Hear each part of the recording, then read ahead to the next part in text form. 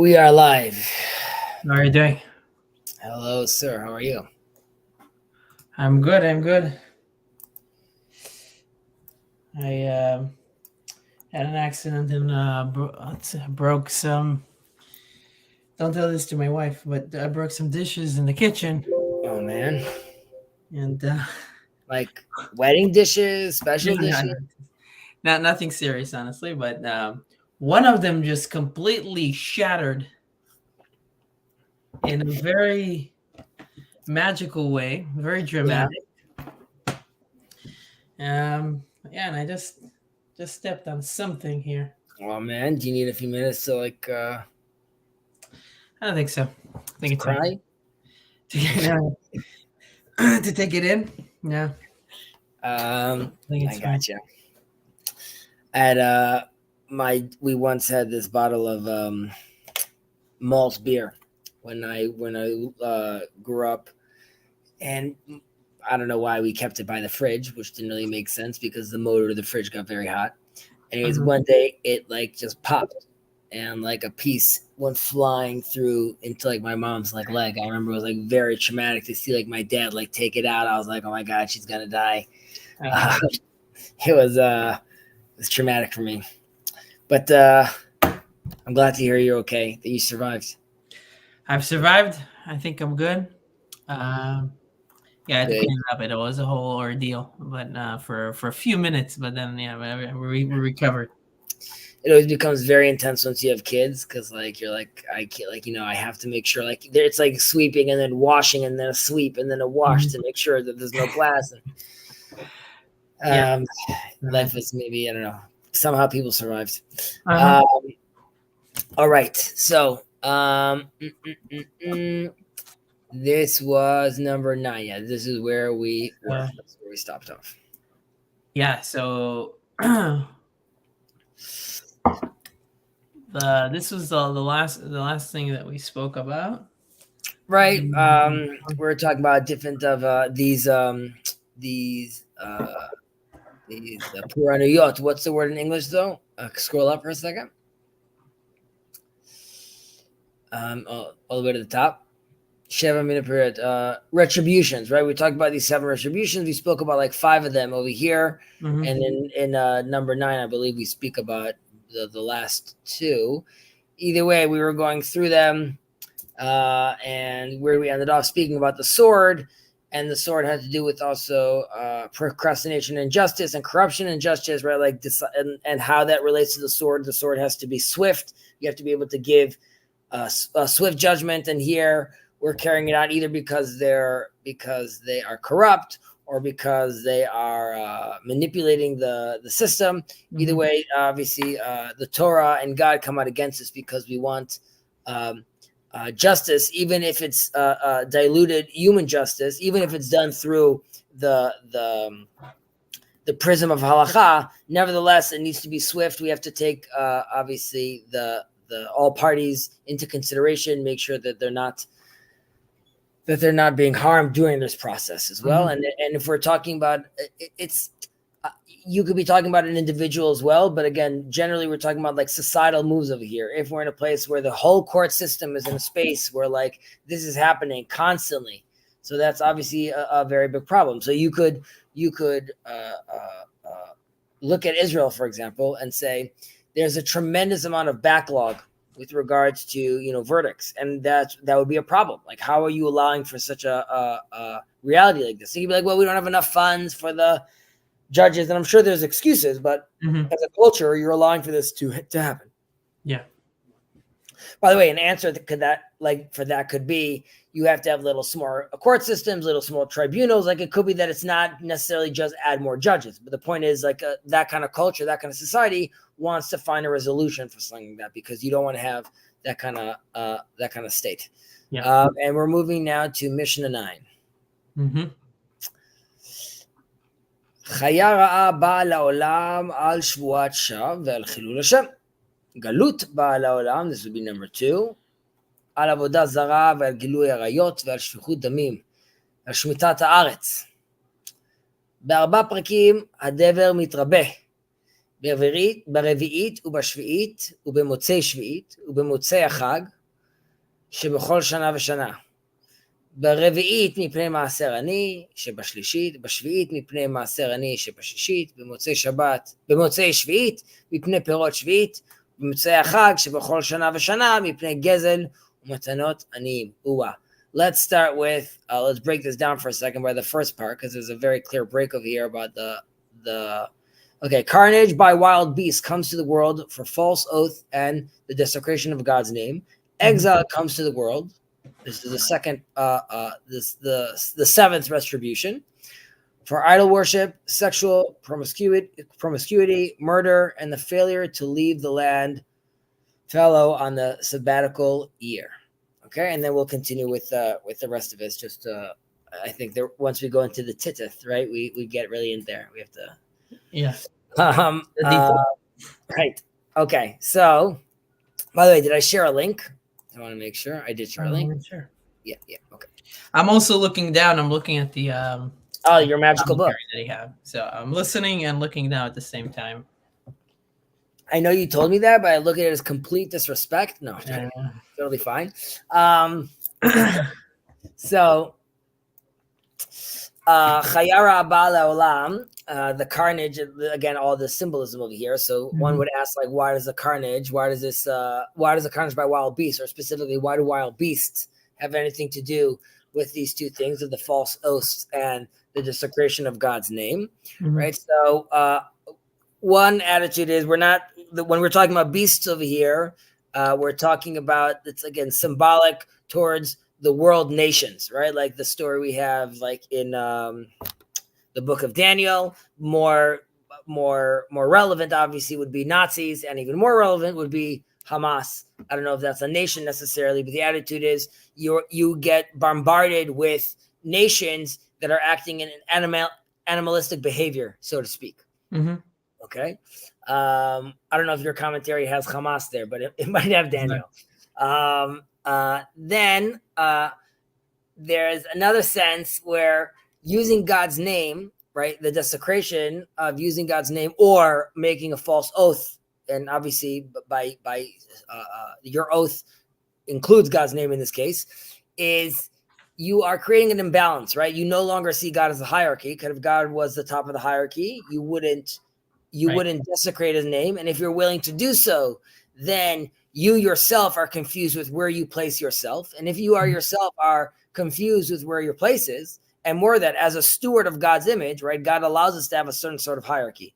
It's God, it's man, then there's animals. According to the Maharal, there's different levels of this, right? There's domem, there's tzomach, but either way, under us is these animals that in creation with Adam, and then again with Noah, we were told that we are there to master them.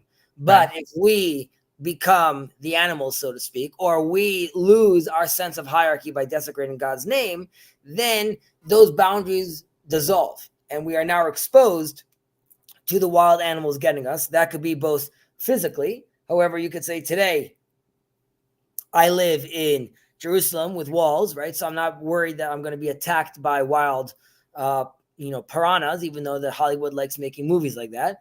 But the idea is that, but even though those movies are symbolic of it too, right? Godzilla, the idea that like you were playing with nature or you were doing with things, and now the destruction comes upon you because you played with that delicate balance. So here too, this is sort of being described to you. This is what the Chayara is. This is the Godzilla, so to speak, that could come upon you. Yeah, it's kind of like, this is not fully articulated in my head, but like there's something about when you place yourself at the same level of the animals, right? And you might want to do that because of like what you said, where you don't perceive another level above you, and that level above you doesn't say you're in a hierarchy where you're above the animals, so you see yourself the same as other animals, and that might give you in your framework different ideas or different kind of like guidelines of what you do. The trade-off of that is that suddenly you're thrown in a ring with the animals where you're kind of Yeah, I like where you're going with this, because to me this rings to like, today's cultural insanity with regards to like, I identify as X, I identify as Y, right? If I no longer identify as uniquely human, or uniquely less about being part of Tselem Elohim, the image of God, right? Mm-hmm. Then if I could be an animal, or I could be a horse, or I could be whatever I want to be, then correct, it's limitless. There's no more boundaries. And once there's no more boundaries, you could quickly get to a place where you see these furries, right? People that want to be like walking around on a leash or dressed like a dog. And how far are you then from there being someone like shot one of these guys on the street? Why did he shoot this guy? Well, what do you mean? Because like he's acting like an animal, and I see him like an animal, and he talks like an animal. Then like I'm going to be treated like that animal, and suddenly like society breaks down, and you are exposed, like you said, you are now exposed to society in a sense where it's a lot more animalistic. Mm-hmm. Yeah. And the commentary that here, Bartanura says he takes it in another way similar, but he talks about if you desecrate the name of God, or if you take the name of God, if you if you take that from above you, then it no longer protects you. So there's a protection aspect. Yeah, but what is it protecting me from? The wild animals, right? So, what do they discuss over there? How they see the wild animals? well, here he references Midrash Shmuel. See also Meiri, the Torah, Chumash Bereshit, Genesis 4:14. Genesis 4:14.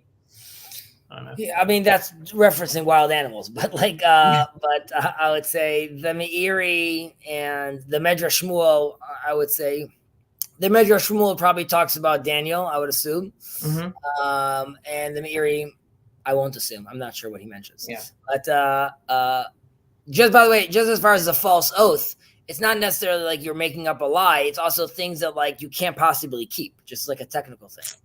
Right. Like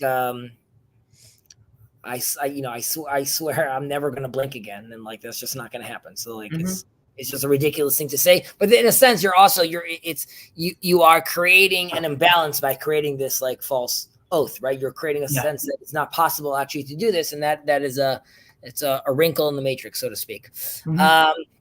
Okay, so then we said galut, right? Right? So exile comes to the world for idol worship, sexual promiscuity, murder, failure to leave the land, and follow the sabbatical year. So, right. So why are these? Why the fact that they tell us exile over here makes us question why are we being exiled for these things? Like, what's the issue with this stuff? So I would say, starting with, let's say, the easier one, which would be murder.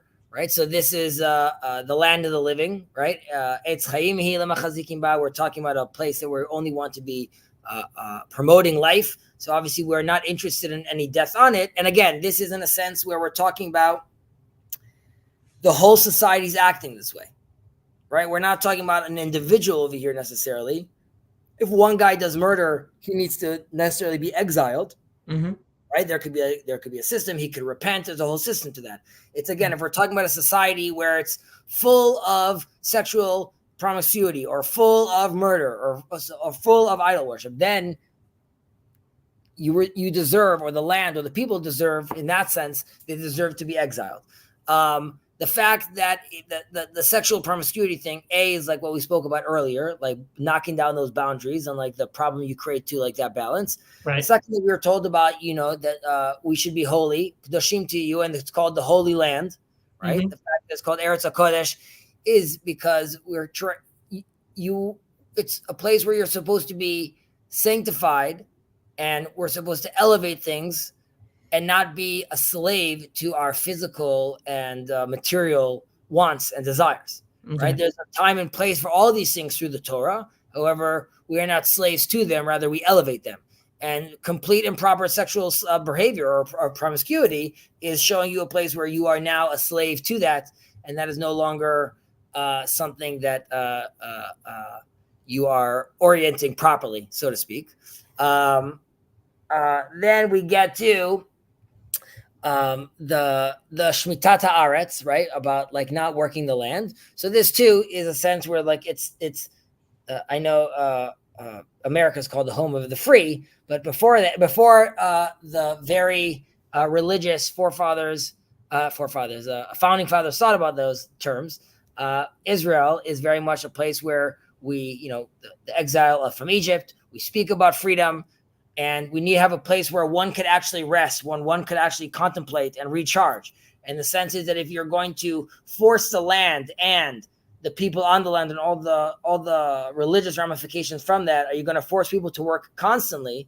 There's a sense where that's going to be a problem. That's not what the land is made for. The land is there to function also as an example to you as the individual and you as a collective, how to reset, how to make sure you're not bound into your ways necessarily. There's a place where the slave could go free, right? Debts are forgiven. So we want to be able to leave a place for that wiggle room, for their place to be placed for growth, for renewal. Right. So so that it's interesting how that land specifically, Israel, is held to a different standard, right? There's very specific laws that only relate to it. Yeah. And exactly for that reason, if you're not there cultivating that and recognizing that, then you don't belong in the land. Right. It's kind of like it's interesting. I heard that you said that your sons also do, or your kids do jujitsu. Yeah. So they don't go. I assume they don't go with their shoes on the mats. No way. Exactly. So on the mat is like you have the mat, and then obviously you have all the walkways.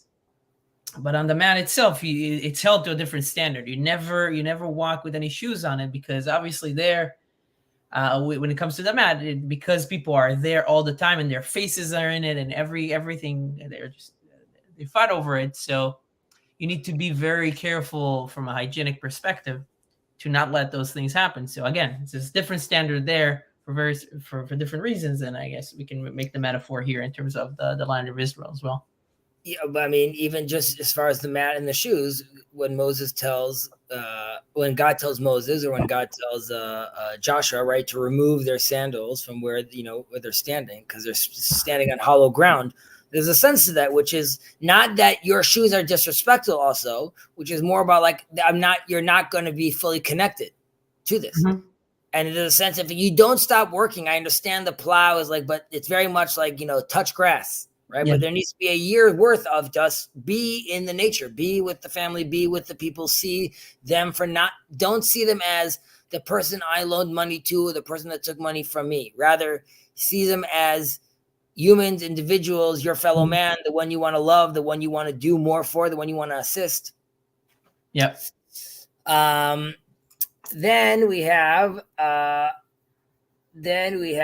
the idol worship, which seems, I guess, sort of obvious, right? But as Rashi says, when we speak about hear, O Israel, Shema Yisrael, talks about how that now it's the God of Israel, and one day will be the God of the nations as well, right? This is very much like the mission statement that one day God's name will be unified fully. But for the Israelites and in the land of Israel, it must be only one God. And again, this is, you could see this difference where God is extremely intense about any idol worship in the land.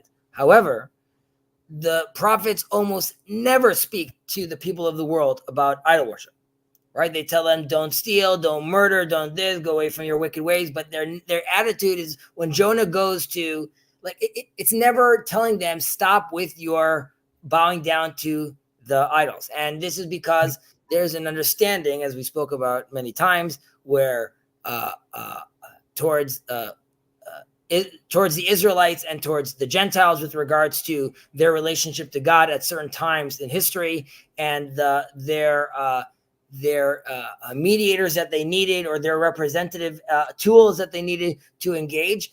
And God is sensitive to that, and even the halacha is sensitive to that. But specifically also here in Israel, which is my land, it needs to be very clear that there's only one way of worship, which is direct. Outside the land, for Israelites, obviously, for Jews, Hebrews, is no bueno. For non-Jews, they're during development. You know what I mean? They listen to Ra. For right now, Ra's the main god, so that's how they see me right now. Okay, it's all in different levels, but it can't be happening in the land. It can't be happening in the land itself. Right. So, okay, so now this brings us into, but wait, is there anything on your commentary on your end? There is an idolatry. Avodah just says that we can also think about the idolatry, for example, and think about how that is related to anger or arrogance, right? Anger being something that is also equated to idolatry, and arrogance against something that's also equated. So we can take these forms, and on the other things that it says as well, try to think about when we think about character refinement as well, the things that would lead us out of this world, and how do we want to avoid them. And this is lead us out of this world, how we want to avoid them. I hear that. Okay, right. So idol worship, like anger, these are, if you allow yourself to be controlled by this, you are removing yourself from this world, so to speak. You are exiling yourself. Okay. Right, and obviously, I mean, that's related to the second exile, right? Like the Bet Mikdash Sheni, the second temple, it was because of Sinat Chinam. So, yes. So hate. I mean, it's related to anger. Hate also, not anger, but all-consuming anger towards another. Correct. Right. So it could lead more than just you being in exile. Yeah.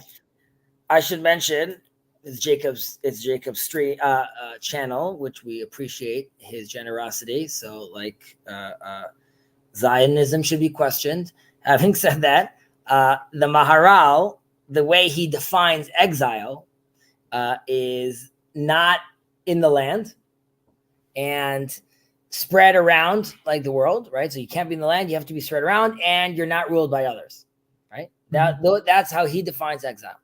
So I'm just doing the reverse. If you're back in the land and you're not spread around and you're not ruled by others anymore, some would say you are no longer in exile. I don't know how Jacob wants to interpret that, right? It's nothing religious, nothing mystical. It's just purely political. Mm-hmm. The Maharal doesn't talk about anything about if like Mashiach, he just says those are the three. Yeah. So anyone that wants to interpret that is welcome to. Okay. We're continuing with this second section over here, which is there are 4 time periods when plagues increase. On the 4th and on the 7th years of the sabbatical cycle, on the year following the 7th, and following the festival of each year, on the 4th year, because of neglect of the tithes to the poor, that must have been given on the 3rd year. On the 7th, because of the tithes to the poor, that must be given on the 6th. On the year after the 7th, because of the produce of the sabbatical year. On the following each festival, because of the robbing of the poor of the gifts due to them. Mm-hmm. So we're talking about, again, the practice of bringing things to the temple, giving some of your produce to the poor. There's a whole process that we spoke about last week as well. And we're being told over here, so I'm going to read this in Hebrew, Mipnei maaser ani shebashlisit. This is what I was supposed to give the tithes to the poor that I do on the 3rd year, right? So instead of separating the second tithes that I have that I'm supposed to be eating in Jerusalem, I give that tithes to the poor. Now, the idea is the owner is obligated to not wait until the poor comes to him, right? The poor are aware that this is going on, that this is the time of the year, but now I'm not supposed to wait for them to knock on my door. Rather, I'm supposed to proactively go out, find him, separate and find the poor to give it to. Yeah. And if I'm not doing that, that's a problem, right? And it's also a problem that this is not considered so holy necessarily to do this. I'm not bringing this to the temple. I'm just giving it to the poor man. And because it's not held in such high regard, some people neglect it. So we're being told by the Torah that one is, obviously, you should be reminded that this is something that you need to be proactive about. Right? We're not asking the poor to come to us. We are going to them. This is not a burden for us. This is an opportunity, and we need to look at it as such. If we look at it as a burden, then it's something that we're going to neglect. You could say it's a burden to go to the temple. If you go like, okay, no, going to the temple is like a big deal. I'm there right now. I'm seeing the high priest. I'm going to do my dues. But now once I leave those walls, I'm not feeling as inclined anymore. So this is the same exact thing. On the 7th year, I was supposed to give a portion to the poor from the 6th year, and I neglect to do though, again, because it's not built in. I see this as a burden and not as a privilege, or maybe privilege is the wrong word, but this is a necessity, and I would say it's a healthy process to partake in. Not just for as a society, but also for yourself like we spoke about last week about giving, right? We're living in a world where we get, right? So then we feel inferior because we can never give, right? We're only getting, and then God gives us the opportunity to give, right? To be mini gods, so to speak. Correct. And then we get to b'motzei shvi'it mipnei perot shvi'it. So what is it in English? Motzei shvi'it. And on the 7th, on the year after the 7th, because of the produce of the sabbatical year, right? So the produce of the sabbatical year, what I'm supposed to do at that time is I make it hefker. Hefker means it's leave it. Sorry? You leave. Oh no, this is the things that you leave for the poor. No, that's something else. Yes, correct. Hefker is one of the things that I do, which I could leave it. Basically, it's first comes, first serves, first dibs, basically, so to speak. You could come, you could take from what you want. I now leave it open for everyone. There's for example, if I have a garden, I have a fence, and I have cucumbers growing in my garden, and some of them are in my fence, and some of them are hanging out to the other side of the street. The ones that are hanging out into the public are considered hefker. They're open for the public to take and eat because they are no longer in my possession. They are out in the open. So here we're being told that in the 7th year, the year after, at the end of the 7th year, we are supposed to take this produce and allow it to be free for all to take. And again, this is obviously aimed towards the poor. And then we speak about ubamatzoi chag shebechol shana v'shana mipnei gezel matanot aniyim. So the chag we're talking about, the festival we're talking about over here is Sukkot, which is also called Chag HaAsif, right? This is part of like the harvest. This is happening during the harvest period where I'm getting all these things together, all my produce from that, like I've accumulated over the last season. I'm bringing it all from the field into my house. And during this season, the Torah tells us that we have different opportunities to give to the poor. One of it was, like we just said, it was hefker. Another one is called shichecha, as in when I take my bundles, some are bound to fall out, and I need to be conscious to leave those and like to forget those, so to speak, and not turn around and go looking for them so the poor could come get them. And again, the idea is not to turn around. So if the poor come out, they don't have to see us looking at them gathering these stuff. We're supposed to let them go. There's something called pe'ah, which is you leave the corners of the field. You don't collect those, and those are left for the poor. So these are different opportunities we have to be doing this. However, we're being told one is not doing so, right? We're in a society where this is not happening, or we're people that are not doing this. And the reason we call this like robbery, because ultimately, like we said, while yes, the land is mine, so to speak, and the produce is mine, so to speak, it is mine. I'm being blessed with it because God gave me life, and God gave me the opportunity to be in this place and be in this land and cultivate these fruits. And the reason he's giving me and allowing me to do all these things is because I then built into that system is me enjoying those fruits and me being able to take a bite and enjoy that from that neuron all the way to the fact it's as important for the poor to get his. And for that's how the system actually is supposed to work. And that's why it's really at that period, at that time, as far as God's concerned, that is really the poorest. So you are robbing, even though you could say, but legally, I'm not robbing anything because this is my property. Obviously, God doesn't see it that way in this case. Right. Yeah. There's also an interesting commentary here about different ways that you can look at manipulating the system of like the robbing of the poor is not only necessarily that you would just not leave the corner for them, or that you would not, when things fall down, you would pick it up. It's also, you could be somebody that leaves the corner and then he has his select poor person that collects everything from them. That is also considered robbing the poor from what they deserve, because you're giving it only to select few, or maybe you've even made an arrangement with this person where they can collect it, and then you can do whatever that you want with them. So it just mentions. Interesting. So you're saying that not only right, so it doesn't have to be as on the nose with regards to they're stopping the poor from getting theirs. Rather than it's supposed to be a natural, and we're also called shichecha, right? You are forgetting this in the field. Now, if you start putting intentionality into this, which you have a system, when someone comes and they sign up to a sheet and they get their stuff and this is the guy, then that, again, that's not supposed to be, well, I don't know. It's interesting that they would say that, because wouldn't you want charity to be, in a certain sense, systematized, where it could be. You might be able to systematize it, but if you are intentionally preventing people from going. Well, no, because you gave an example. I'm just talking this out with you. You gave an example where I could say I'm giving to these 4 people. These are my 4 poor people. Right. Isn't necessarily a problem. I don't know. There's the 4 people that are closest to me. I get to see them. I build a relationship with them. These are the 4 people I want to help. Interesting. Yeah. So, there might be a thin line there where if this is something that belongs to the poor, right? Because this is one reason why it's called robbing the poor, because everyone should be able to come. Even before you had it, God already said this is for the poor. So you just need to perform the action, and then you do your part of the deal. And then God, with his kindness, also says this is a gift that you're giving them.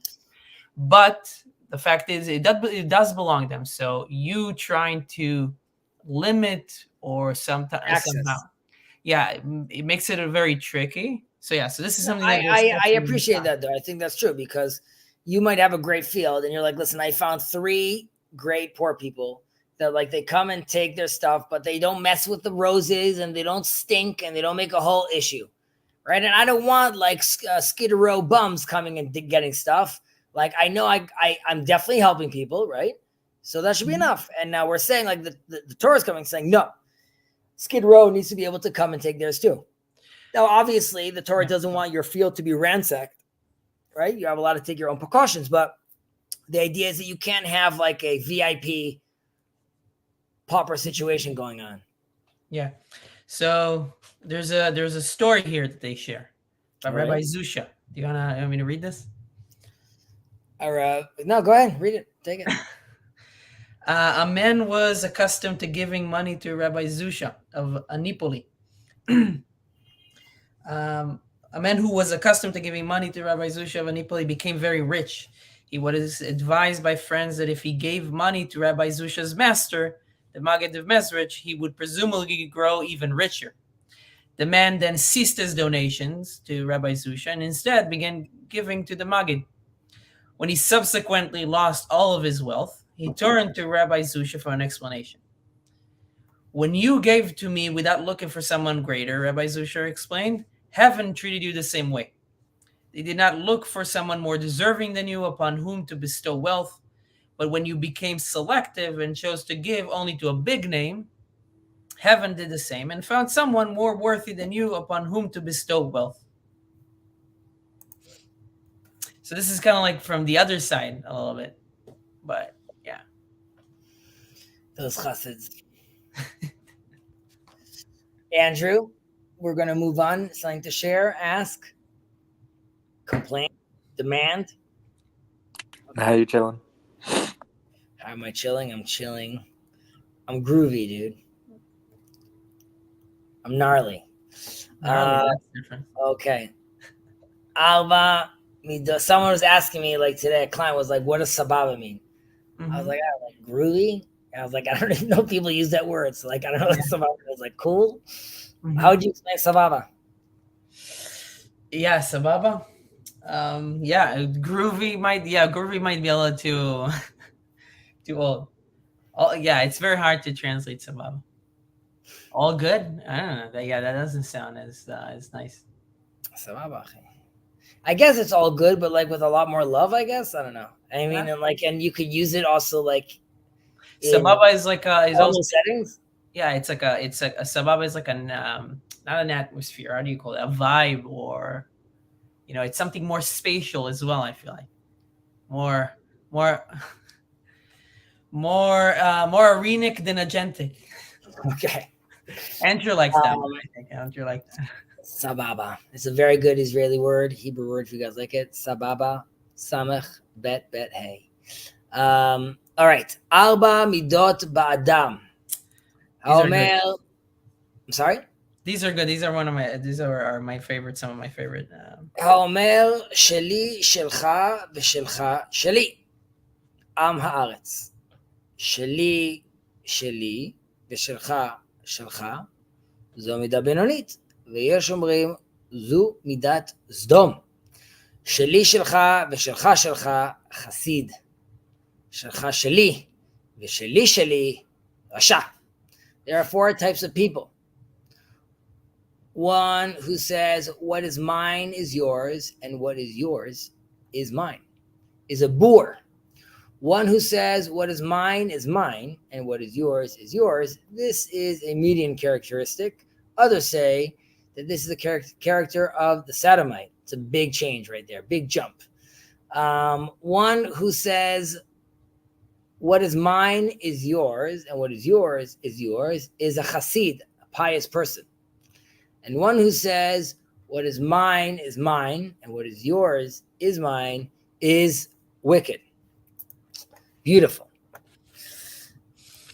Okay, so, sheli, shelcha, sheli, shelcha, v'shelcha, sheli, am haaretz. What mine is yours, and what yours is mine is a boor. Right, so this is the reason we're calling this guy a boor. One is because obviously there's no concept of property rights over here, no private property, everything's shared. This is very much like communal living sort of attitude over here. It's also problematic because like maybe you could decide to give up your own possessions. How are you deciding for other people that they need to give up their other possessions, their own property? Like how are you making this decision for other people that they're now ownerless? As we know, everything belonging to everyone is what in other words, it's ish hayashar be'einav ya'aseh, right? Everyone does what's in their own eyes, as we see during the time of the judges. And this results in complete chaos and madness. You can't have no rules, no hierarchies. Everyone's doing whatever they want all the time. Now, there's a deeper sense over here, which is this is a person who he doesn't really want what he owns. He wants what other people wants, right? This is very much like the grass is greener sort of attitude. And because of like the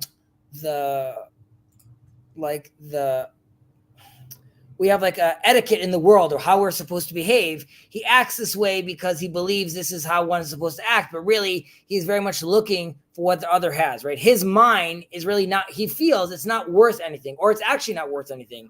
He's really a lot more interested in the yours.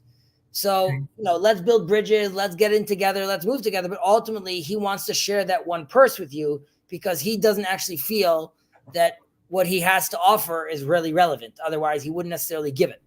Right. So this is an assumption that you're making, right, about this person. I mean, I believe this is also an interpretation, but no, I'm totally good with that, because I mean that kind of like, it's interesting to me when I was like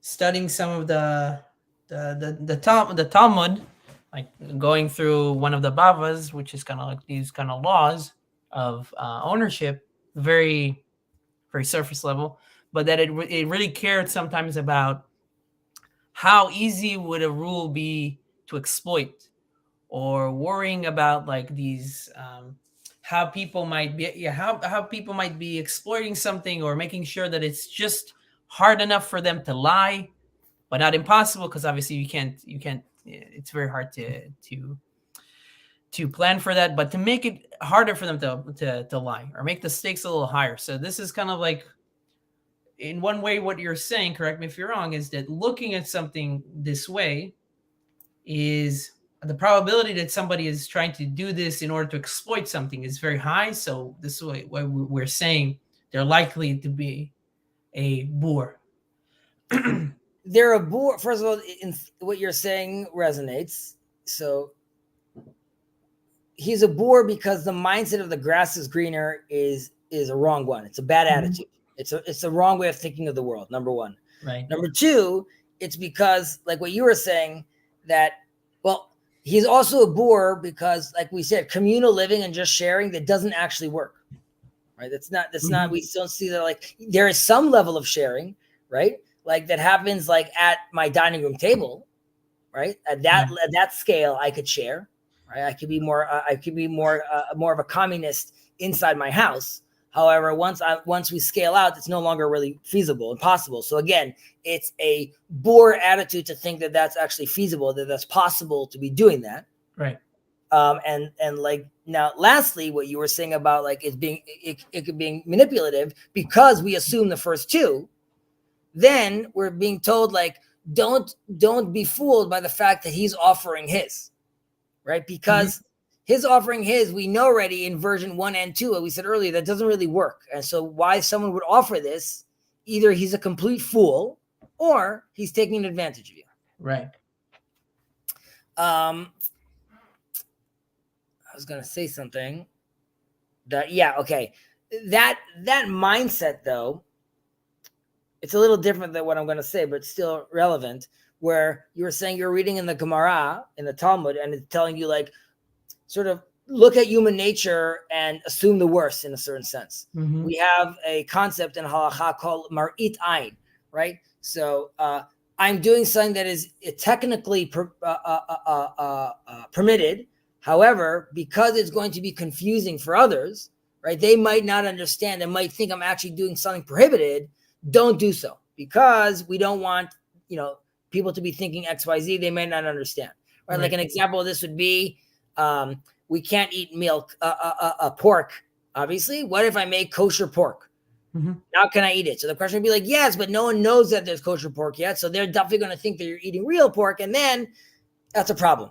Right. I was reading about the lab meat. The lab grown meat. Right. It could be kosher technically, but then the I think even the Rav Lau, he actually came out saying that it's kosher and it's parv, I believe. Right, but he did he say, or some other people said that marit ayin might be the problem, but it might be the issue to consider. So right, then the question would be like, but like it used to be set it up that it doesn't. It used to be that if someone's eating drink in observant households, it used to be like you wouldn't see someone drinking coffee after the meal, like the Shabbat day meal, which was usually meat, because how could somebody be drinking coffee?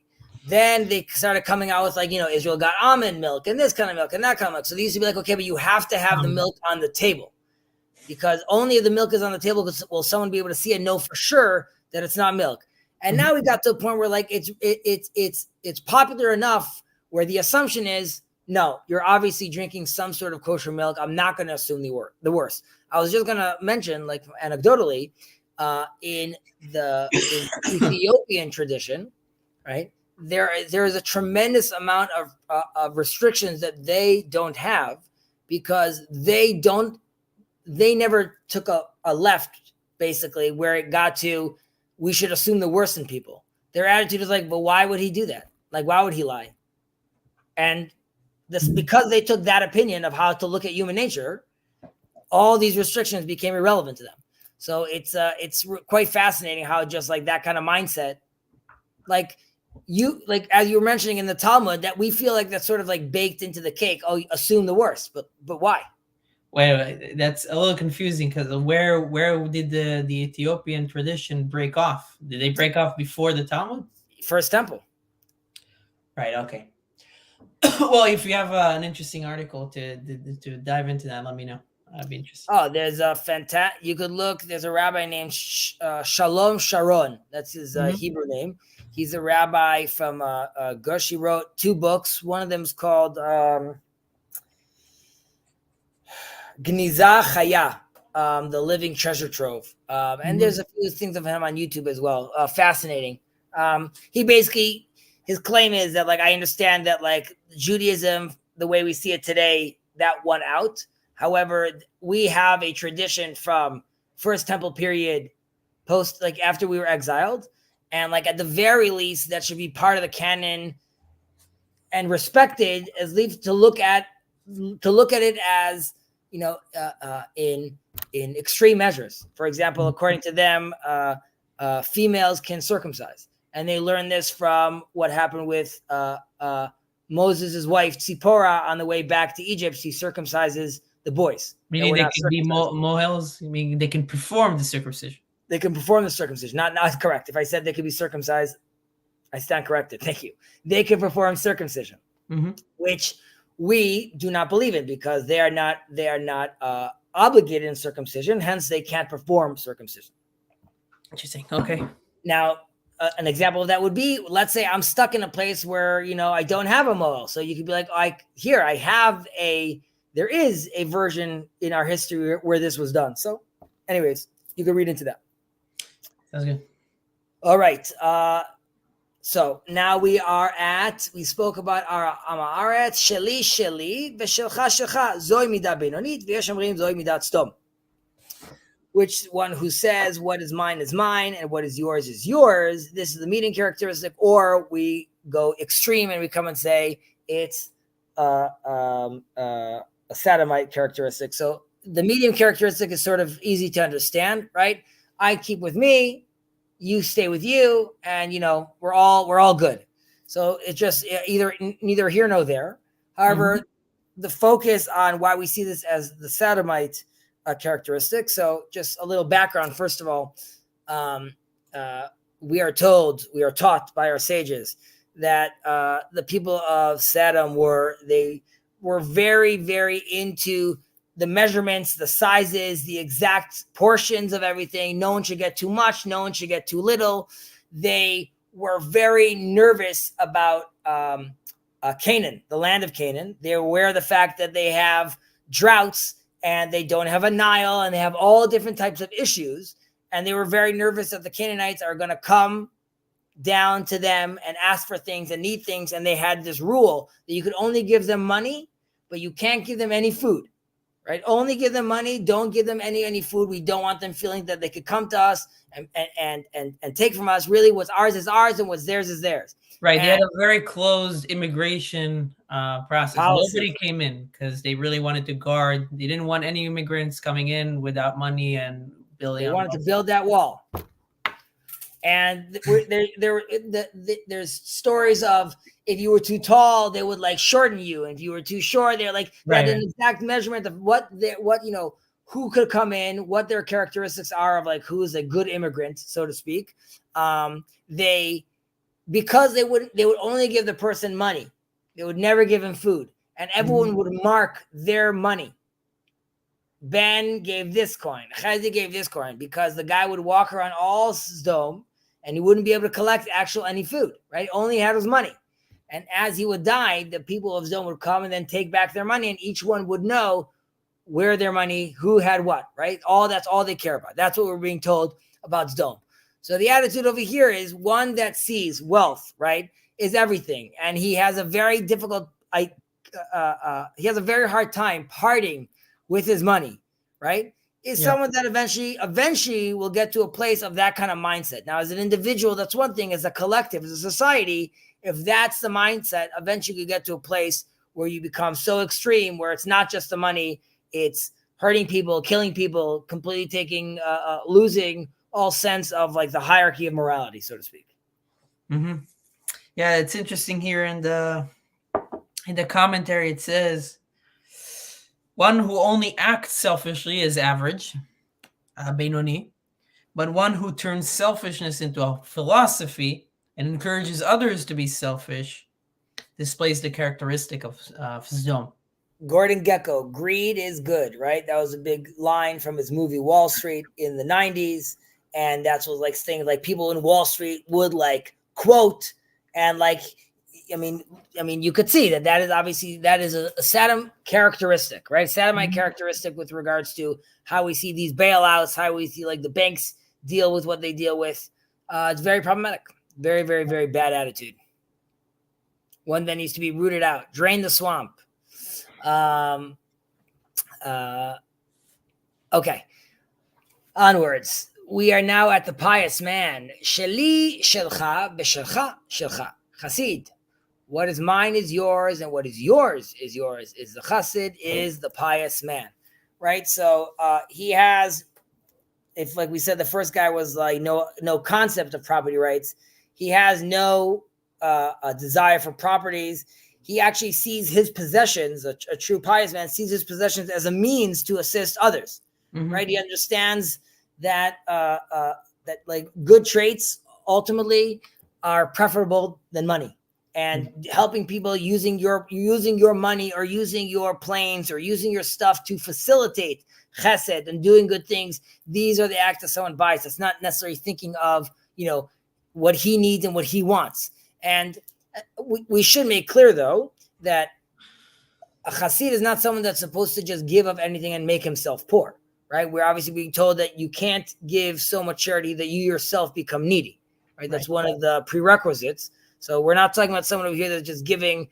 You could have millionaires or billionaires, which are still considered a chassid, right? If they know how to use their wealth and use their assets as means of generating good stuff in the world. We should also, I would say, mention over here that all this openness is, in theory, like if we were talking about the commune, right? And we said that leads to chaos. Here, we're saying mine is yours and yours is yours, right? Which is just like this giving. And you could ask, in this level of giving, don't you sort of lose yourself? So the chassid also knows how to give without compromising his inner self. And there's a sense of, the true pious man knows the delicate balance and dance between the self and society, and how I could give for myself and be part of society, but also maintain me as an individual.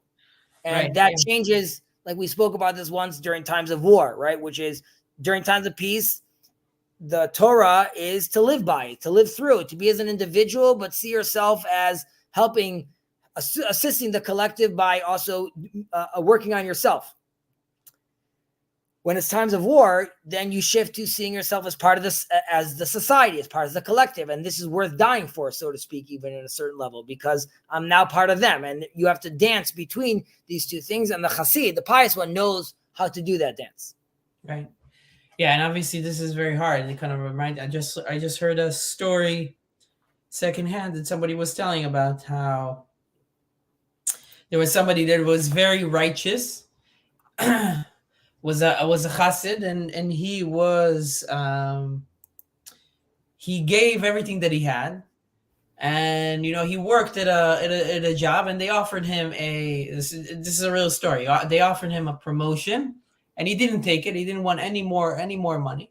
He just continued to give and give and give. And this person that was telling this story said how he had to deal with the daughter of this very righteous person and her bitterness towards her father, because she didn't have any shoes to wear. She did not live.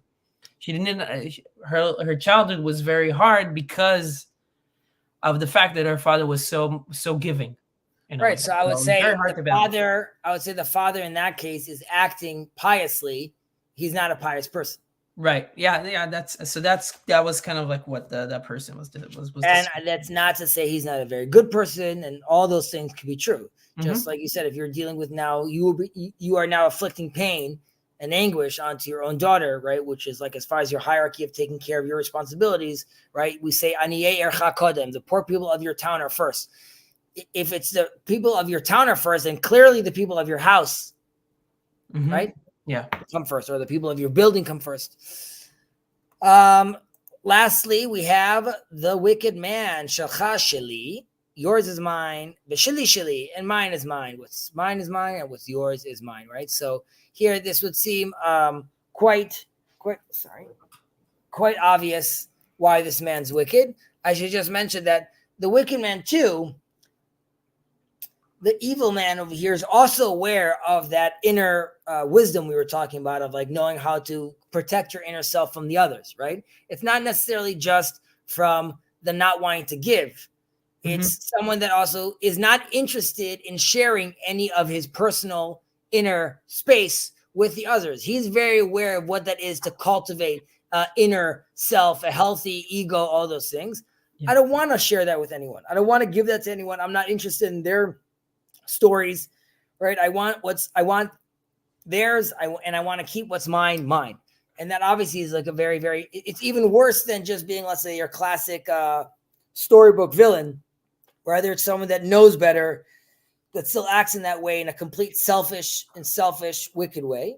Yeah. I would also mention that, like, the reason this kind of attitude is also considered wicked is because someone with this kind of attitude, which is mine is mine, it's yours is mine, is going to feel very comfortable making kosher, thou shalt not covet, and thou shalt not steal, and thou shalt not envy, and thou shalt not lust, because all these things immediately, like, that's, if yours is mine, then I'm lusting, then I'm coveting. I'm already built in. That attitude is already puts me into a very problematic place with regards to prohibitions, sins that are clearly marked out in the Torah. So that mindset is only has one path, which is no bueno. Yeah. And also, like a small comment here from the commentary in terms of how you can be also a person that gives a lot of money, but then if you give a person a lot of money, you give charity, and then you will come in an attitude of, the things that I give you, the things that you have right now, those are mine. I gave this to you. If that is your attitude, then that is also not the right way to do that. I mean, I know it's not charity, but the fact that we all participate as, like, I pay American taxes, right? But what you could see a lot online is cops stop someone over and they're like, I pay for your job, right? I pay for, like, that attitude of, okay, like,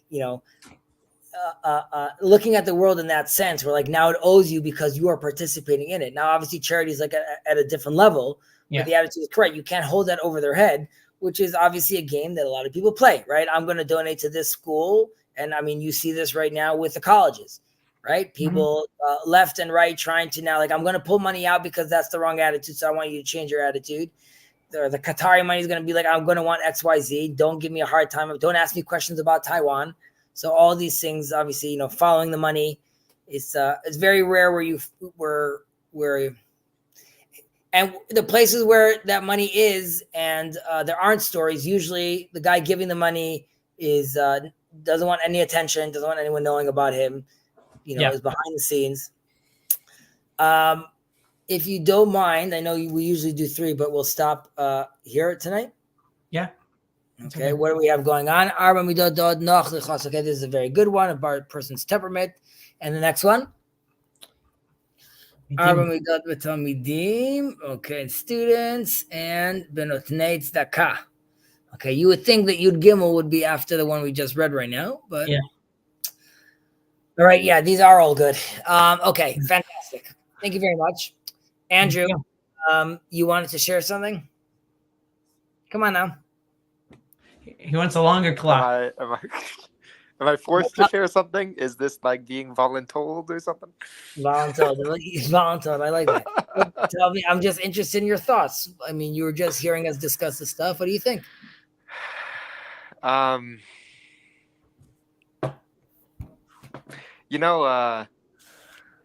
thought on the whole stealing thing, they talked about how, like, there's different points of view on, like, people who say what's mine is mine and yours is yours, but I thought that fit better with the whole what's mine is yours and what's yours is mine, because it's like, if what's mine is yours, what's yours is mine. Okay, the mine. first one, right? The board. Yeah. because it's like if I lend you a pen or something like that, and then I take your number 2 pencil, right? And you need that pencil for a test or something, and I just took it away from you. It's like I think I'm perfectly fine, and then you're over here like scrambling because I just took a misstep, right? Yeah, I thought Chaos. I thought the different opinions or whatever on how good that system is fit better with that first one, Different opinions with how good that system is. What do you mean? I'm sorry. Okay, you know how the second one has like some people say this is a median and other people say this is a sodomite, right? Yeah, right. Yeah, I think that I got you. disagreement So fits better with the first one. Yeah. I got you. So saying, Uh-huh. well, the reason first of all, I hear your claim with regards to the sodomite, because you could say it could lead to like chaos. However, the reason we can't see it as median, because in theory you're offering, right? You're saying like, you just take what you're giving me, I'm giving you, we're just giving, right? So it sounds more altruistic, so to speak. And the other one is still keeping things to himself. And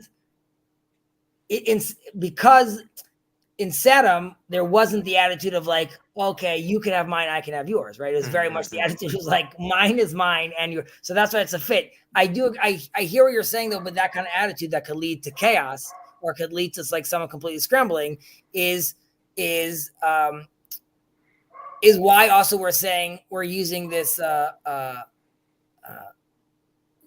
which is what Ben alluded to, which is it could be it's not just someone being foolish, it's someone also being manipulative, right? It's someone that like, and that you could say is a sodomite tendency, so to speak, right? So I hear what you're saying, that those both they both overlap in a certain sense. There you go, Andrew. Look at you. Let's go. One of the stages, getting in there. You're gonna see, and now you're part of this whole tradition. Years from now, you're gonna see, like, I heard of Andrew said, and someone says, I heard he was a cop. No, there was a rumor. They say he was tattooed. No, they don't know. They did say his mother never knew. He told her beforehand. Is it interesting to you that like I guess, where do you get to see this in your tradition? I mean, I'll be honest, like I see some pretty heavy illusions. Like we were talking about oaths earlier, and like I think it's in James or whatever, he says just like never to swear on God or something like that. I don't know, it's like pretty heavy illusions. So yeah.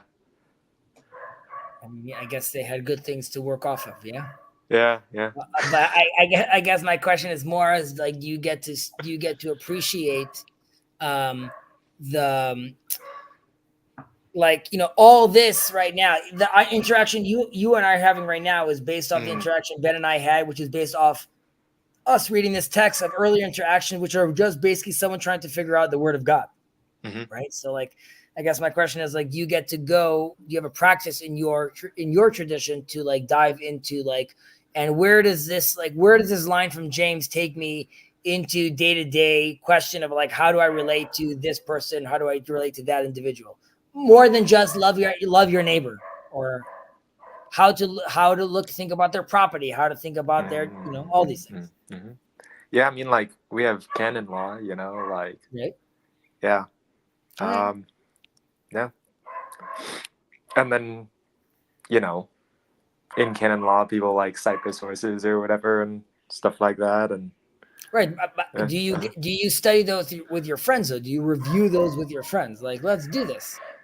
I would assume right now, like my point would be, Ben, and you correct me if I'm wrong, this isn't, let's say, necessarily Six Flags, right? But I'm assuming Ben is enjoying himself in this process right now.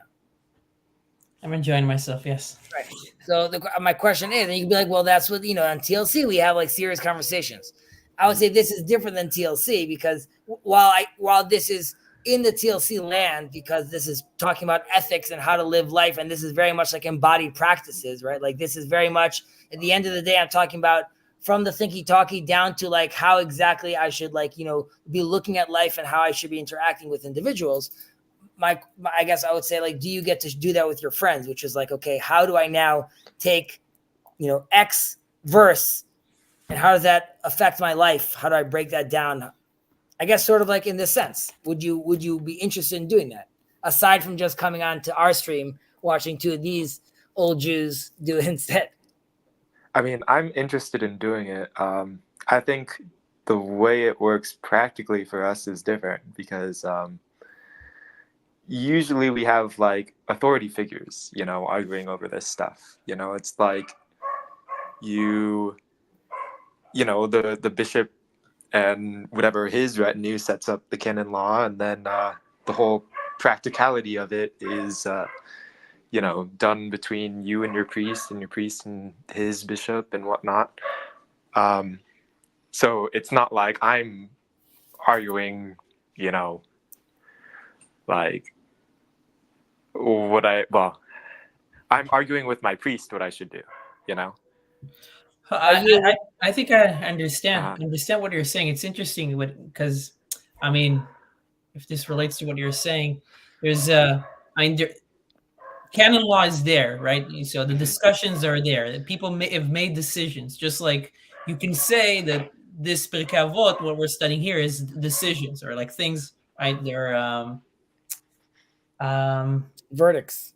They're verdicts. I'm trying to think about the verveki, the knowledge, what's the propositional? They're propositions that are given. The idea of me talking to Chezi is not necessarily let's try to make more verdicts or more decisions. It's really trying to kind of like embody what does these propositions mean to me in my life, in my relationship with the people that are close to me and stuff like that. So and I think I would see that as relevant to anybody. Even if you have, obviously, even if you have a law, it says very specific things. To you, it will relate in various different ways that you need to process and understand how to trickle down into your own life, right? Does that relate to what you said, Andrew? Mm-hmm.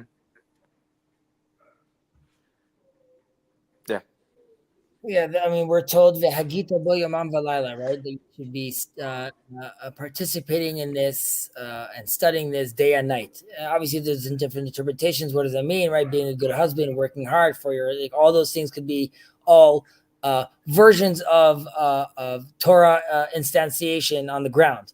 However, it also very much means what Ben and I are doing and what you are doing right now, which is just discussing and discussing and living the Torah in that sense, which is just like being connected back to that tradition, to that line. Because as I'm doing this, right, this is the same conversation I was having 1,000 years ago and 2,000 years ago.